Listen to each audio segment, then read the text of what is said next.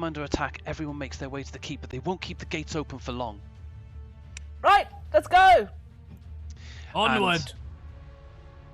Okay, lovely. For So life. we come. Are we going to leave the remaining 3 kobolds? Well, if they're not keeping the gate open for long, we need to get in there. I'll plink them on my way past then. Is that a well? It is a well, mate. Yeah. Well, Are you thinking what I'm thinking? It's a very Oh, no. small well. Oh, okay. You can't chop kobolds down it. how small is very small, considering I can try and chop them up? That's about 3 foot across. That's wide enough to dump How a kobold deep? down. I don't know how deep are wells generally. A 30 foot. That's the water. Yeah, let's say 30 foot. So we could ideally put the 3 kobolds in the well. Put them in the well. Put them in the well? Put them in the well. Put them in the well. So the druid, the Aasimar, and the Goliath each walk over, pick up a kobold slumbering, put them over their shoulder, and dump them down the They well. put them over their shoulders and it looks very impressive. I sort of drag one along by the foot and struggle with it, and it's very embarrassing. Fantastic. Flavour. And you, and once you've done that, you gather up the survivors and you make your way to the keep. Okay, so what we will do is I'm going to turn that off, turn that back on, because we will come out of combat, signaled by the dropping of the combat music. The sounds of fighting and struggling, burning buildings and panic still surround you, however. And so you make your way up to the keep. I'm just going to move everyone across to here, because just to give you a rough idea of the layout of the village itself. So you have just taken combat. Let me just change, because I bet you've got a black screen there, haven't you, dude? There we go. Better? Nope. Oh, no, it is, yep. Okay, cool. So you have just dealt with these kobolds here, and you and this lost family make your way up through the village, dodging more patrols, more kobolds, and you notice mixed in amongst the kobolds as well, there are humans. There are humans and there are a few dwarves, but they all seem to be working in coordination. What you notice as well is that they're going in and out of the houses. They're not necessarily chasing everyone off. They're not here to kill. You notice that quite a lot of them are weighed down with sacks that they're bringing out of the houses. You manage to make your way to the keep just as the doors are closing, just as the guards on the walls are shouting, "Get them in! Get them in! We have to shut the gates!" And they do manage to get those gates shut just as you enter. As you move into the courtyard, which I don't think I've made. I have not, unfortunately. I've not made a courtyard for you, so we'll just zoom right in here. So you manage to make your way into Greenest Keep, and striding towards you across the courtyard is a shield dwarf with knotted. We're going to turn that off because we don't need that now. We'll just turn the atmospheric music off a little bit, I think, because we don't really need it right now. So you managed to get into the courtyard of this this keep, and this shield dwarf with knotted, tangled, bright hair walks over towards you, and he greets you and says, "Now, I've not seen you lot around here before, but I can tell based on what I saw there and from what Linan's briefly told me, you lot can handle yourselves. I'm glad to see you made it. Thank you so much for bringing these people back to safety." You are welcome. Oh, sorry, you're still speaking. No, it's all right. It's all right. I'm Escobert the Red. I'm the Castellan of the keep here. I maintain the guards and train them, and I'm in charge of the security here. And what I think could very well be. Look out! And as he says that, this dragon swoops in. Do you know what? Let's keep this on because it gives us a bit of atmosphere. This dragon swoops down and with a blast of icy breath takes 5 of the guards on the walls that are firing arrows up at it. They're gone. They're just completely annihilated, and rubble falls down as this dragon strafes in and flies back out of reach of the arrows. Ah! Escobert turns to you and says, "My words, my gods, we've had some trouble with him. He keeps on flying in and just strafing us. He doesn't get close enough. He doesn't engage us enough. I don't know why he's here. I've got someone I think you need to meet who may be able to use your talents if you're willing to help us." Onward. Always willing. And he leads you across the courtyard to a guard room, and introduces you to someone who he calls Governor Nighthill. In front of you is a human male of 60 years. He is his light blue tunic is stained with blood, and his right arm hangs in a sling. You can only assume that he's sustained these injuries early on in the attack and hasn't had time to have them seen to. Escobert says to him, "Governor Nighthill, I found some people who may be able to help us. I don't know where they came from, but quite frankly, I didn't ask any questions. They've taken out several kobolds already." And this man looks up and says, "Well now, quite frankly, anyone that can take on these kobolds is a friend of mine. Who are you and where have you come from?" I do not believe that is necessarily information you need right now.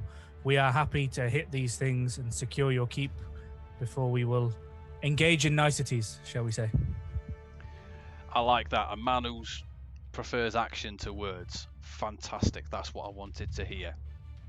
And so he outlines what's happened. He tells you that just as the sun was going down, this dragon appeared in the sky above Greenest, and he started attacking the keep. At the same time, the town was overwhelmed by this force of kobolds and humans and dwarves. He also tells you that in the town square, which is, if you guys can see, is just here. In fact, no, I won't do that. He tells you that he can see some forces mustering around what he believes to be the leader. He says that there is this human in purple robes is surrounded by a dozen guards, and even as well as those, there is a large humanoid that he doesn't believe is human. He doesn't know what it is, but he did see a glint of scales, so he believes it may be a dragonborn, or hopefully he's mistaken, but he also thinks it could be a half dragon working alongside these people. As he explains all of this to you, a shout comes from across the courtyard. "Breach! We have a breach!" And you hear the clanging of steel on steel and wood being struck as Escobert comes running into the guardhouse and tells you, he says, someone's broken through the sally port. And he tells you that there's a gate. Obviously you guys, I don't know if you guys know, but a sally port is a small gate separate from the main gate of a castle used to counterattack anyone laying siege. And it turns out that some of these forces have managed to break their way through, and are currently, some of them are loose in the castle and the others are holding the room, the staging room that makes up part of this port. Governor Nighthill looks at you and says, "Quickly, lads, that is the first thing you can do for us. If that doesn't get retaken, they've got a way into the castle and we're done for." Sally! to Sally. Let We'll us guard save Sally Sally. for you. Sally Port is her full name. Delicious. So we move across. Again, I appreciate you probably haven't got any sight. So Nope. take that off.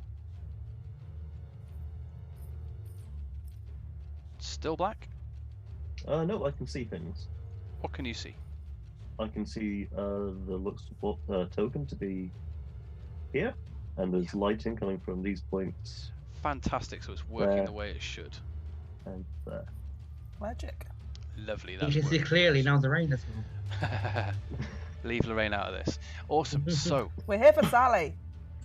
you, as Who's you, Lorraine? She has a sister. all of these people, I'm so confused. Cool.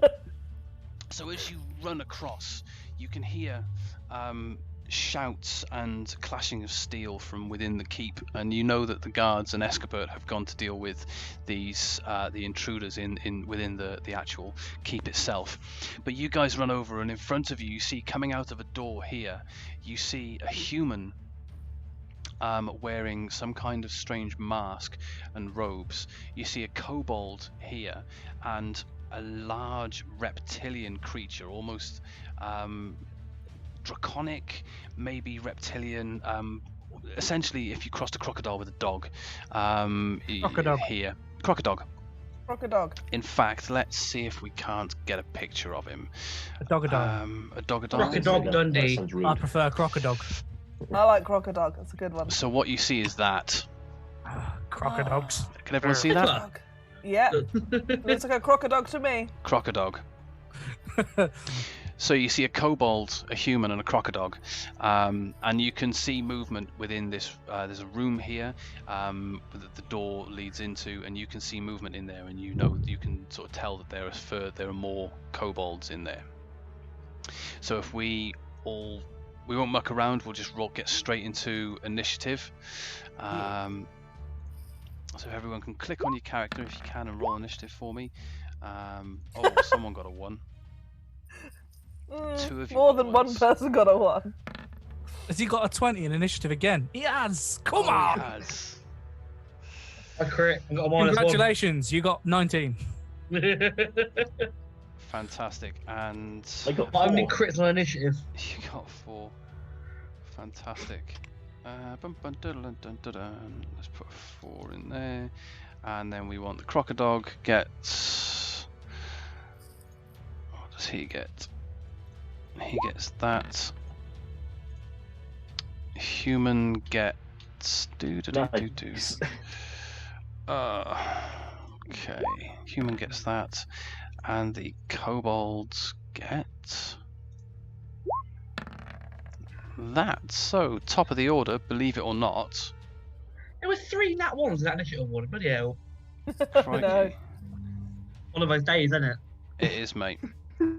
So, despite the fact that Toby's character got a nat 20, the first in the order is Moroth. So, because I don't have dark vision and can only just about see outlines, would I be able to tell the difference between this? I'll change my color because it's not helping anyone, is it? So would I be able to see the difference between this one and this one? Yeah, because this one is stood up on its 2 legs. This is on all 4s and has it's lower to the fallen ground. over. I mean, yeah, you can tell in the light, in the light that you've got, you can see that it is The different dim light. in Cool. the dim light. So I am going to move 30 foot to there. Okay. So unfortunately, folks that are watching, ordinarily we would have sort of some dim light here, but unfortunately we're having a bit of a technical issue where the lighting isn't quite working. So we're just going to go ahead and we're just going to make the guys who are playing they've actually got the lighting affecting them. Unfortunately on my screen it's not, so I could see if I can adjust it a little bit. Let's have a look. Maybe one day I'll get to play So with if my we character. go and look at the stream, we can cheat. You could. but we wouldn't do such things because No, we're you wouldn't, because honourable, you are noble awesome people. Some of us are noble. So, Moroth, what's your plan, buddy? So, I am going to wave. That's wife. Hi, She's listening. Rowena. Hello, Rowena. Thank you. Thank you She's for brought pudding. me tea and pudding. Pete said thank you for pudding. Yay! So, he's gonna run here. He is gonna rage, and rage damage is on. And I am going to throw a javelin. I'm going to use one of my advantages to try and skewer this fella at the wall. Oh, please do. And I'm within 30 foot, so fingers crossed. Does 15 hit? Unfortunately, it does, and you do 7 damage. 7 points of piercing damage as, yeah, hopefully I hurt him. Yeah, so it hits him in the shoulder and kind of like that scene in Attack of the Clones, where the spear goes into that big insect thing's shoulder. It sort of reaches over and pulls it out, but it's still done the damage. Sorry, Crocodog. Crocodog. They're no longer called ambush drakes, they are called crocodogs. As you were. Cool. And next we have Polo. What's Polo doing? Our panda druid friend. So, Polo, pet. I'm going to like move forward a bit. Yeah, Polo, And, dog. If I move forward, I still can't see anything. Is that normal, yeah? Yeah. Has your guy got dark vision? No. Then So can I you can see only anything? I can see the torchlights and like the vague outlines of the Yep. people. Yeah, cool. So, what is the range on you? Okay, so I'm gonna cast Entangle. Okay. It's 20 foot square. So if I get my paintbrush out, so 5, 10, 15, 20, 5, 15. So that should be bright light coming off of there. Is there bright light and? It's weird. Okay, cool. Wow. Grasping weeds and vines sprout from the ground in a 20-foot square, starting from a point within range. For the duration, these plants turn the ground into an area of difficult terrain. A creature in the area, when you cast a spell, must succeed on a strength saving throw or be restrained by the entangling plants until the spell ends. A creature restrained by the plants can use its action to make a strength check against your spell save difficulty check, DC.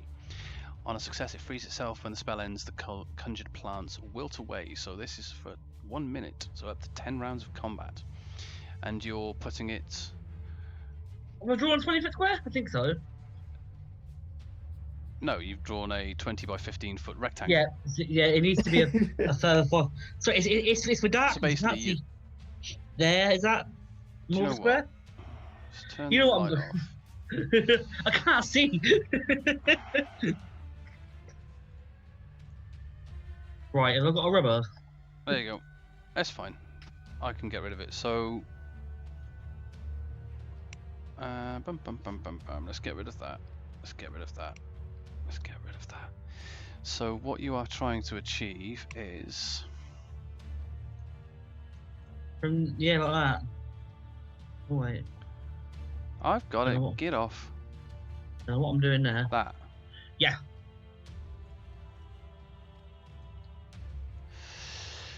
Cool, okay. So we've got, if we start at the top and work our way down, first our kobold friend is going to try and do a strength save. Let's have a look. What's your spell save DC, buddy?